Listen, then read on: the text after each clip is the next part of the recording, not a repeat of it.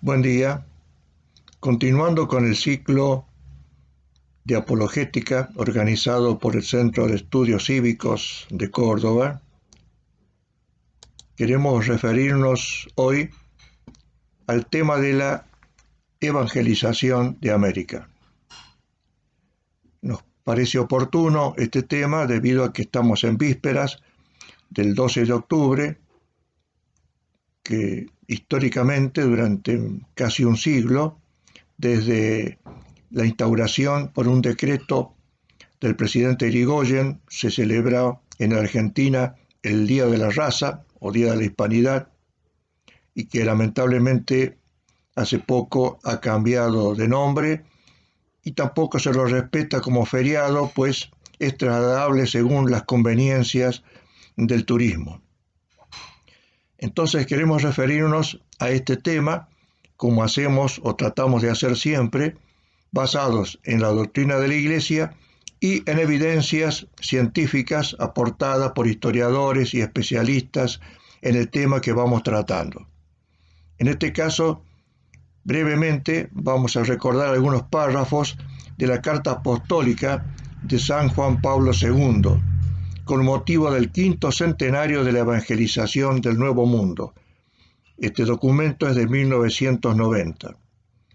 Dice allí Juan Pablo II: la conmemoración del 5º centenario es ocasión propicia para un estudio histórico riguroso, enjuiciamiento ecuánime y balance objetivo de aquella empresa singular.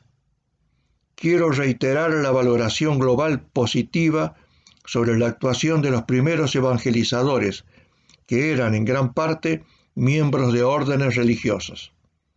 Así, entre luces y sombras, más luces que sombras, si pensamos en los frutos duraderos de fe y vida cristiana en el continente, la primera siembra de la palabra de vida, nacida de tantas fatigas y sacrificios, evoca los sentimientos del apóstol que fueron lema de tantos misioneros.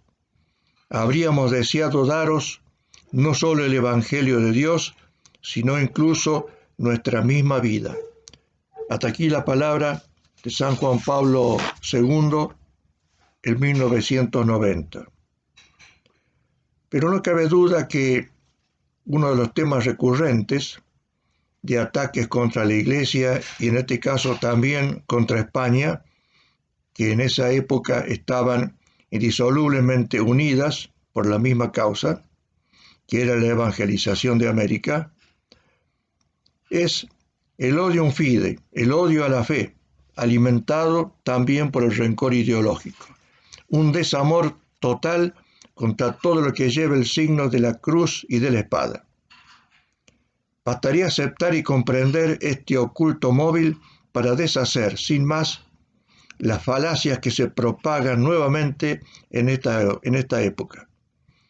Pero un poder inmenso e interesado les ha dado a los críticos mucha difusión y cabida, especialmente a los medios de comunicación, y hoy se presentan como argumentos serios de corte académico.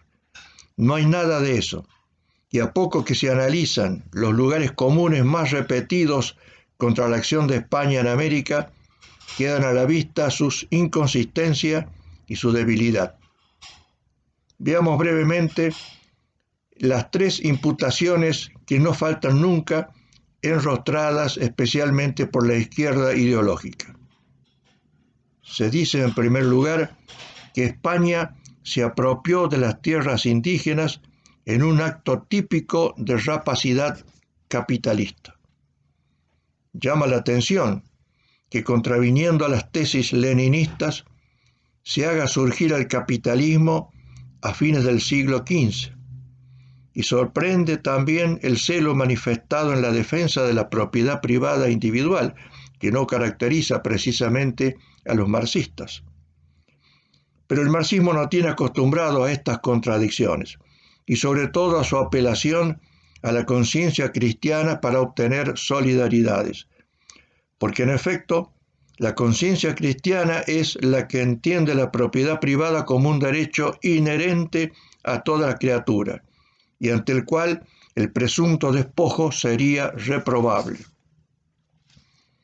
La verdad es que antes de la llegada de los españoles, los indios concretos y singulares no eran dueños de ninguna tierra, sino empleados gratuitos y castigados de un estado idolátrico y de unos caciques despóticos tenidos por divinidades supremas, carentes de cualquier legislación que regulase sus derechos laborales. El abuso y la explotación eran la norma, y el saqueo y el despojo las prácticas habituales. Impuestos, cargas, retribuciones forzadas y pesados tributos fueron moneda corriente en las relaciones indígenas previa a la llegada de los españoles. El más fuerte sometía al más débil. Una justicia claramente discriminatoria distinguía entre pudientes y esclavos en desmedro de los últimos, y no son estos datos obtenidos de las crónicas hispanas, sino de las protestas del mismo Carlos Marx en sus estudios sobre formaciones económicas precapitalistas y acumulación originaria del capital, y también de comentaristas insospechados de hispanofilia, como Hobsbawm o Pierre Chanut. La verdad es también que los principales dueños de la tierra que encontraron los españoles, mayas, incas y aztecas, lo eran a expensas de otros dueños a quienes habían invadido y desplazado, y que fue esta la razón por la que una parte considerable de tribus aborígenes, tlaxcaltecas, zapotecas, etc., se aliaron naturalmente con los conquistadores, procurando su protección y el consecuente resarcimiento. Y la verdad es que solo a partir de la conquista los indios conocieron el sentido personal de la propiedad privada y la defensa jurídica de sus obligaciones y derechos. Es España la que se plantea la cuestión de los justos títulos, con autoexigencias tan sólidas que ponen incluso en tela de juicio la misma autoridad del monarca español y del mismo pontífice. Es España, con ese maestro admirable del derecho de gentes que se llamó Francisco de Vitoria, la que funda la posesión territorial en las más altas razones de bien común y de concordia social, la que insiste una y otra vez en la protección que se le debe a los nativos en tantos súbditos, la que garantiza y promueve un reparto equitativo de precios, la que atiende sobre abusos y querellas, la que no dudó en sancionar duramente a sus mismos funcionarios descarriados, y la que distinguió entre posesión como hecho y propiedad como derecho, porque sabía que era cosa muy distinta fundar una ciudad en el desierto y hacerla propia que entrar a un granero particular. Por eso, solo hubo repartimientos en tierras despobladas y encomiendas en las heredades de los indios. Porque pese a tantas fábulas, la encomienda fue la gran institución para la custodia de la propiedad y de los derechos de los nativos. Esto bien lo ha demostrado hace ya tiempo Silvio Zavala en un estudio exhaustivo, que no encargó ninguna internacional reaccionaria, sino la Fundación Judía Guggenheim, con sede en Nueva York. Y bien queda probado en infinidad de documentos que solo son desconocidos por los artífices de las leyendas negras. En segundo lugar, se dice que la llegada y la presencia hispánica no tuvo otro fin superior al fin económico, concretamente al propósito de quedarse con los metales preciosos americanos. Digamos ante todo que no hay razón para ocultar los propósitos económicos de la conquista española, no solo porque existieron, sino porque fueron lícitos. El fin de la ganancia en una empresa en la que se ha invertido y arriesgado y trabajado incansablemente no está reñido con la moral cristiana ni con el orden natural de las operaciones. Lo malo es, justamente, cuando apartadas del sentido cristiano, las personas y las naciones anteponen las razones financieras a cualquier otra, las exacerban en desmedro de los bienes honestos y proceden con métodos viles para obtener riquezas materiales. Pero estas son nada menos las enseñanzas y las prevenciones continuas de la Iglesia Católica en España. Por eso se repudiaban y se amonestaban las prácticas agiotistas y usureras, el préstamo a interés y las ganancias mal habidas. Tal es, en síntesis, lo que vino a decirnos Hamilton, pese a sí mismo, hacia 1926, con su tesis sobre el tesoro americano y el florecimiento del capitalismo.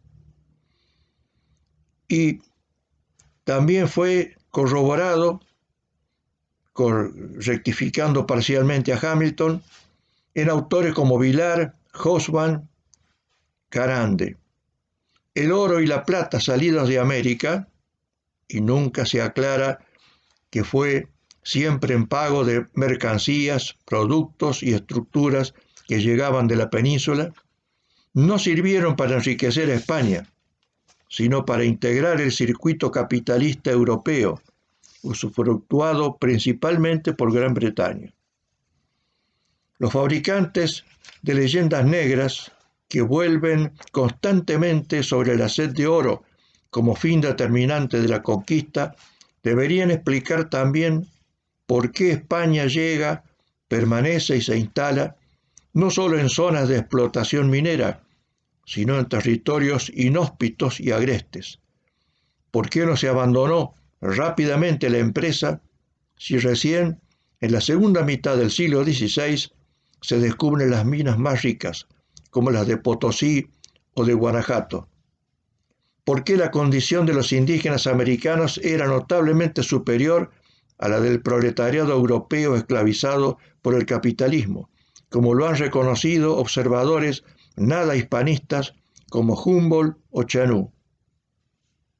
Finalmente se dice, en concordancia con lo anterior, que la conquista, caracterizada por el saqueo y el robo, produjo un genocidio aborigen, condenable en nombre de las leyes de la humanidad que rigen los destinos de las naciones civilizadas.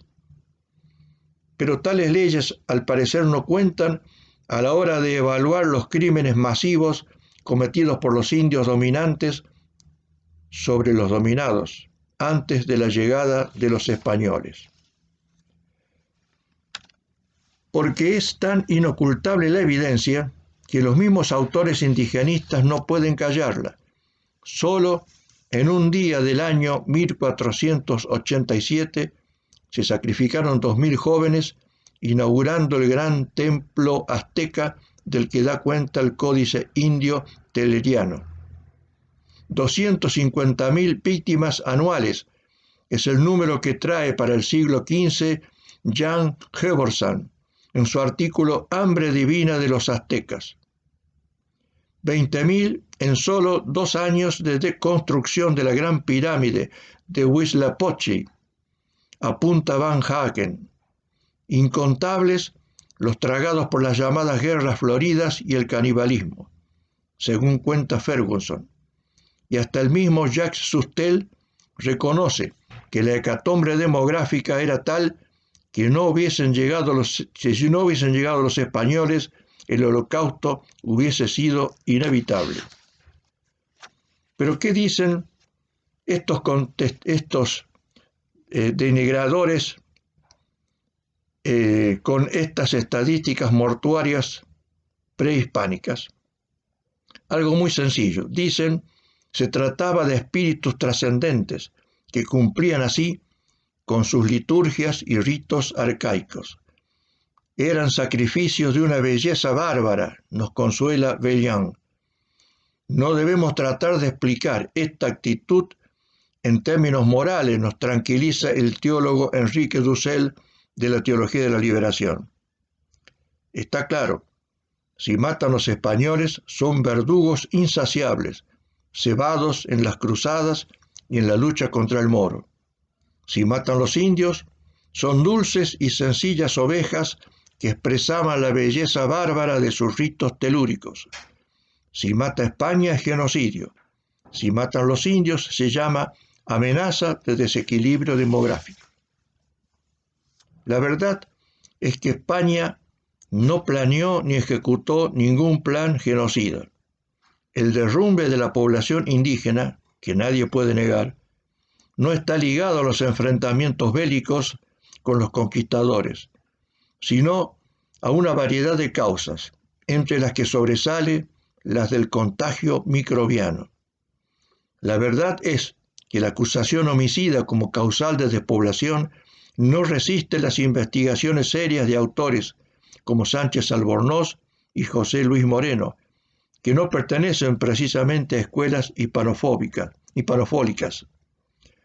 La verdad es que los indios de América, dice Pierre Chanut, no sucumbieron bajo los golpes de las espadas de acero de Toledo, sino bajo el choque microbiano y viral.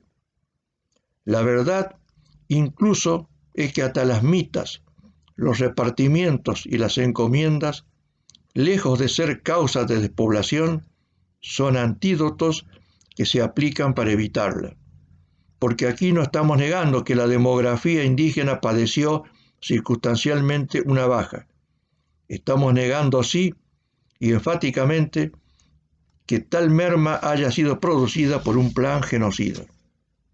Es más, si se compara con la América anglosajona, donde los pocos indios que quedan no proceden de las zonas por ellos colonizados, sino los habitantes de los territorios comprados a España o usurpados a México.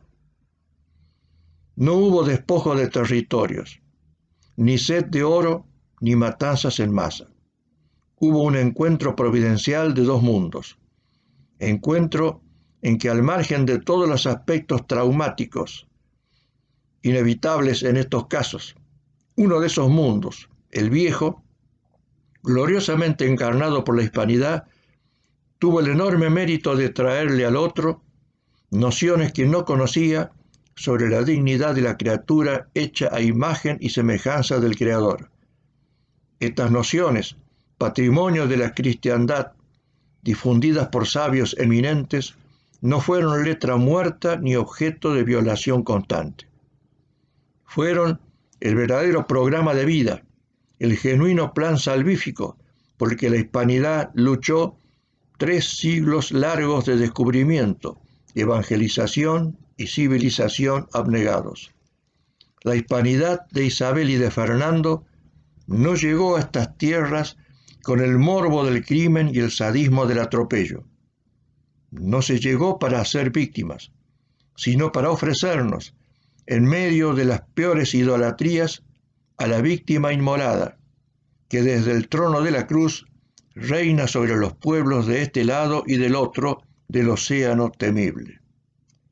De esta manera hemos querido, en forma muy resumida, como solemos hacer, recordar esta situación, este ataque permanente contra la fe respecto a ese magno acontecimiento que fue la evangelización de América. Les agradezco la atención brindada y continuaremos próximamente con otras cuestiones referidas a la apologética cristiana. Muchas gracias y hasta siempre.